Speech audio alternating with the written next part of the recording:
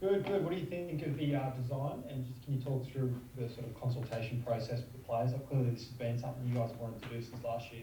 Yeah, obviously having something like this on the jersey on a weekly basis is a big step forward. I think the boys wearing the Indigenous jersey over the last couple of years has been really nice, but I think this is a nice touch that the boys can run out every week and sort of display the Aboriginal and Torres Strait Islander culture. It's pretty special. And like, was there multiple designs you guys got a sort of saying, or like, how did it come to be that the number was the thing that, like, there was some talk of sleeve and other sort of parts, like, why the number? To be fair, I won't like just come on into the group, so I'm not really too sure how the number came about. But I think yeah, the number's quite fitting. I think it's probably something that gets looked at a lot in terms of the jersey. So yeah, I think numbers are a good fit. So however they come up with that concept, yeah, I thought that was a job well done. Reece, you often wear the Wallabies jersey. How will it feel to wear it, knowing that each time you do pull it on, that it have that Indigenous legacy to it?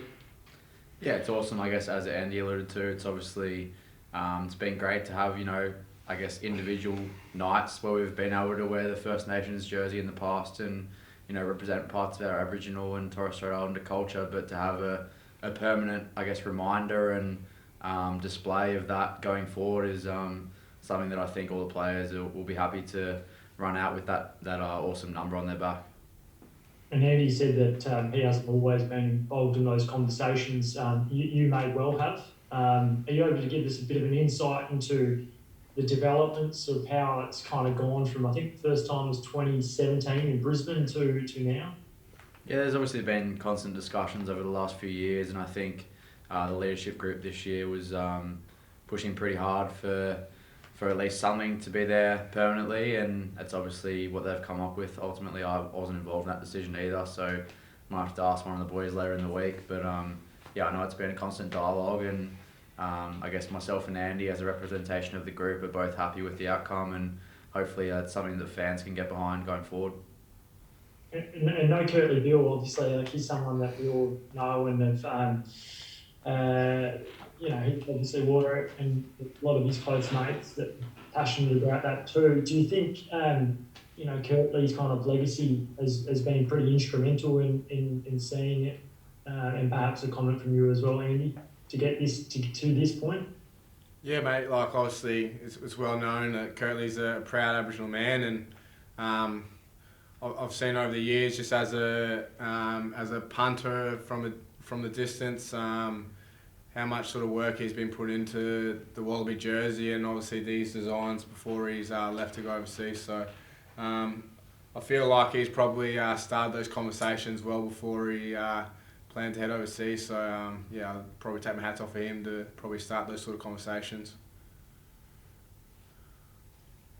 We got the national anthem in the eToro language last year. Are there any plans to learn the local Indigenous language up in Townsville and do something similar again? Haven't heard anything as yet, but Dave's always good for a something like that in test week. So we'll have to keep our eyes peeled, and we'll find out soon enough, I'm sure. I think. Yeah. Reece, I was just bringing you back to the here and the now. What's been the reaction following, 3 tough matches against the All Blacks, but moving forward to the Springboks? What's the feeling within the group like? Yeah, obviously very disappointing after the weekend again. I feel like it was, we're kind of reviewing a lot of the same things that we have after Game 1 and Game 2, and I'm sure the fans have a sense of Groundhog Day as well, and it's definitely the feeling within the group. But in saying that, we've tried to take, I guess, the parts of our game that we feel we can improve on that kind of apply to the way we want to play against the Springboks. That's kind of how we've tried to frame the review preview over the past couple of days, and it's about what we can build on that's been positive, and also what we need to improve very rapidly before we take on the world champs on Sunday. You touched on it essentially being Groundhog Day, both for sort of fans and yourself. What have you guys got to do to sort of break that sort of current streak and put in well, essentially what people refer to as a full performance against the Springboks on Sunday? We need to win.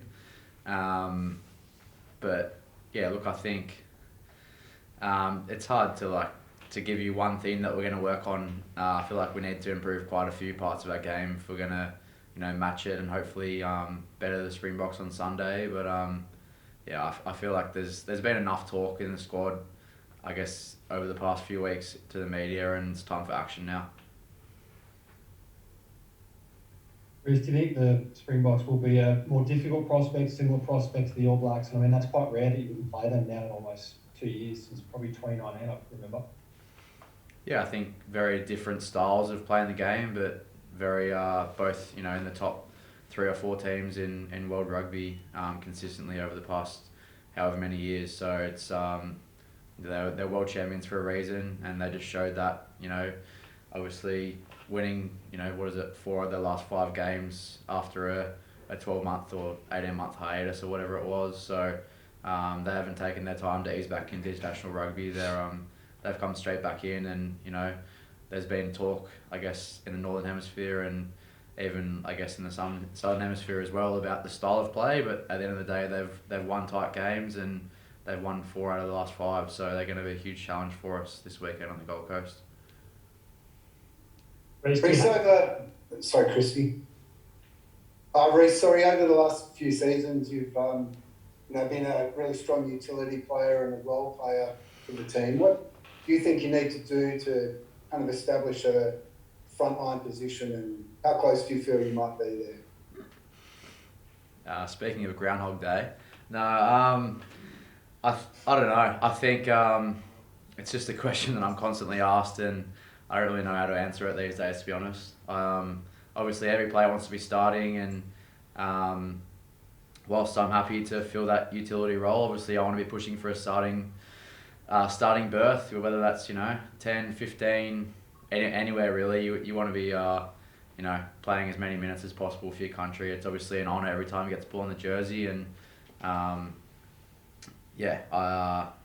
hopefully can just make the most of any minutes that I've got over the last few games and just keep pushing for that starting team. How difficult was it coming back through the injury that you faced this year to get back to where you are? Look, every player goes through injuries. It probably took me a good 3 months to fully get over it and get my body back to feeling like it was ready to play test matches again. And that kind of was towards the end of that French series, and was kind of obviously not in great circumstances with Filippo going off early in that match, but to be able to play 78 or 79 minutes was obviously probably longer than I expected, but it was great to, I guess, get back into the swing of test rugby. And I felt like physically since that moment I've been ready to front up to test match intensity, and definitely haven't felt out of place over the past couple of games against the All Blacks either. Thank you. Reece, do you think, compared to last year when you guys had that draw in New Zealand, and then I guess you could have won the Rugby Championship if not for those couple of games against Argentina where it was in sort of your hands and sort of in terms of the sort of destiny, as in the team's hands. Where do you think you are now after these games against the All Blacks? Do you think you've improved, or where do you think you've gone?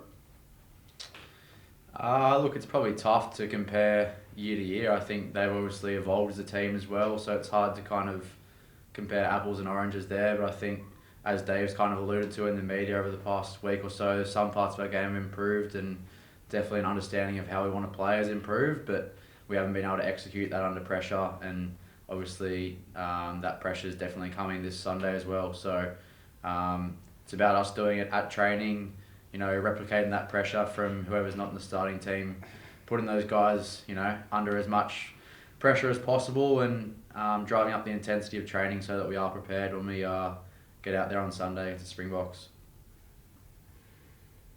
Hey, Reece, is the game plan, obviously not going to give it completely away, but the All Blacks, it almost looked like the expansive game that you guys want to be able to play almost probably played into the hands of the All Blacks. With the Springboks, clearly they're big, they're confrontational. Do you think that playing a way that you did against the All Blacks might almost suit playing the Springboks, because you don't really want to get into an arm wrestle with them given how big they are? Look, I think there's probably been missing elements to our game plan and the way we want to play over the first 3 matches of this Test season.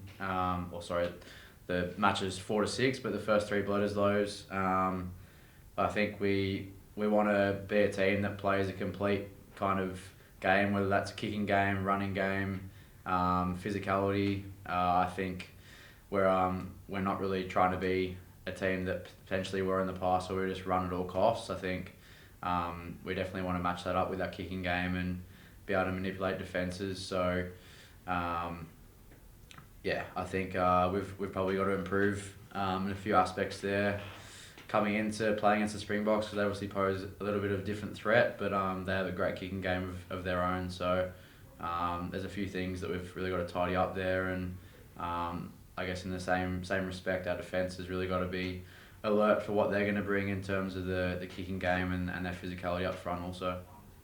Yeah. Hey Andy, what's it like?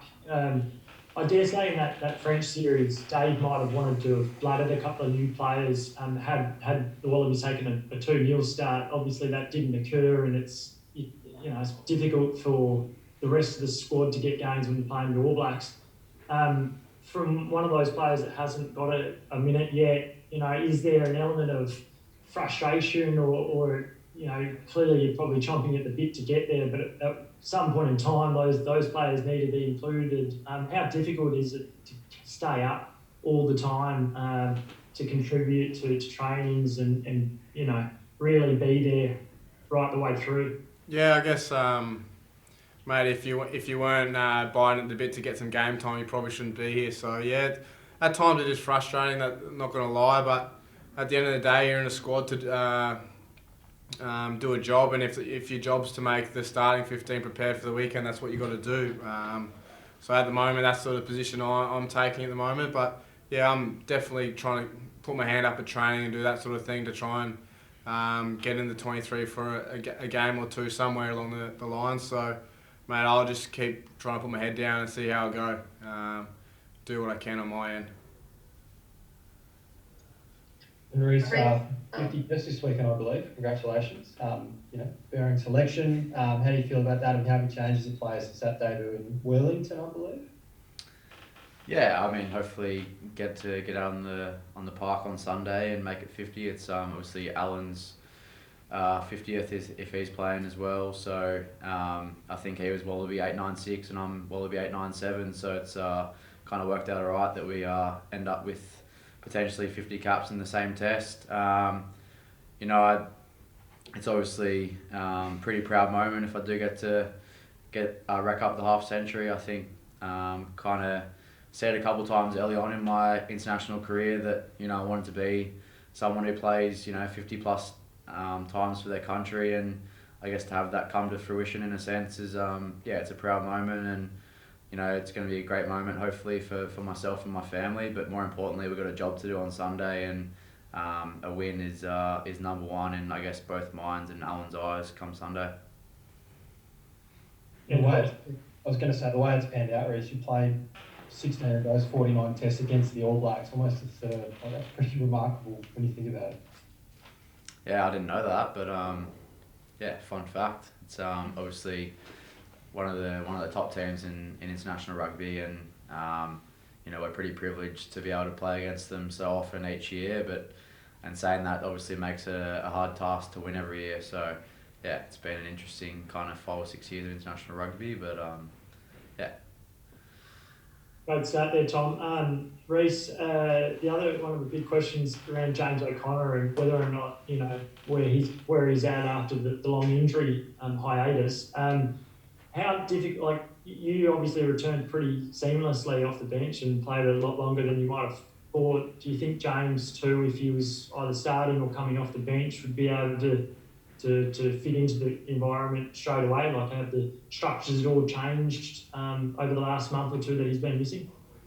No, I think there's been a kind of pretty consistent style of play and shape of play that we've had in place since the start of the French series when he was obviously training before he suffered that injury. So Obviously, he's a class player and he understands the game so well that, you know, fitting back into training this week, and if he was to play on Sunday, I feel like he'd do it, you know, very easily. As there's obviously always a bit of rust to get off when you come back from injury in terms of the calls and just getting back into the swing of things. But I think after one session, you know, speaking from experience, like in the past, it usually only takes kind of 1 or 2 sessions to get that rust off, and then you kind of feel like you're back into the swing of things. So being the player that he is, he's played obviously 50 plus times for his country, and, you know, was Super Rugby Player of the Year in Australia this year. So he's very much up to the task if he's coming back in this week. Happy, guys? Just one last question. Reece, what's the goal for the Wallabies from here? Obviously, the Bledisloe's been and gone, partway through Rugby Championship, and then you've got the Northern Tour ahead. I know you probably aren't thinking that too far ahead of yourselves, but, you know, what's the goal? What's the ultimate goal for the Wallabies? What do you want to be getting out of this season? Yeah, you probably answered your own question there, Britt. I think it's pretty much a one game at a time focus at the moment. We haven't even spoken about anything beyond this week against the Springboks, and it's obviously a great opportunity for us playing back in Queensland, and to have the whole Rugby Championship here is awesome, and we need to start harnessing that and really get some great results for our home fans that are hopefully going to come out in their droves on Sunday.